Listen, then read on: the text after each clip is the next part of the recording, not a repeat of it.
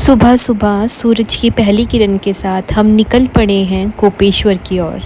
सड़कें नई थी, मौसम एकदम साफ और दिल में वही पुराना जोश।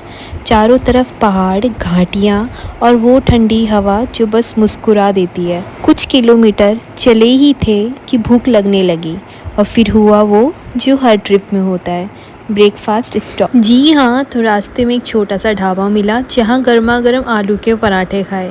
सादा मगर दिल से बने हुए। हर कौर में वो सुकून था जो शायद सिर्फ पहाड़ों में ही मिलता है। एक कप चाय और कुछ हंसी मजाक और फिर निकल पड़े गोपेश्वर की ओर नए नज़ारों की तलाश में। और साथ ही बीच रास्ते में एक एक्सीडेंट देखा। गाड़ी एक मोड़ पर पलटी हुई थी। चारों ओर लोग मदद को आगे बढ़ रहे थे। कुछ पल के लिए सफ़र रुक गया था, मन भी थोड़ा भारी था, लेकिन फिर हमने गहरी सांस ली और आगे बढ़े। रास्ते वही थे, पहाड़ वही थे, लेकिन अब निगाहों में थोड़ा ज़्यादा एहसास था। सफ़र जैसे कह रहा था, हर मोड़ ज़रूरी नहीं कि मंजिल लाए, कभी कभी वो हमें और इंसान बना देता है। थोड़ी देर बाद मौसम भी साथ देने लगा, हवा में भी ताजगी थी और दिल में फिर से एक नई ऊर्जा।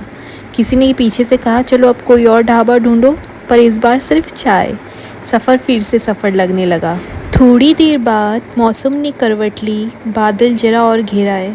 हवा में अब ठंडक और भी महसूस होने लगी। ऊंचाइयां बढ़ रही थी और साथ ही नज़ारों की खूबसूरती भी। कहीं कहीं से झरने की आवाज़ आती थी, जैसे पहाड़ अपनी ही कोई कहानी सुना रहे हों। सफ़र अब धीरे धीरे मन के भीतर उतर रहा था। बाहर की ठंडी हवा और अंदर की एक अजीब सी शांति।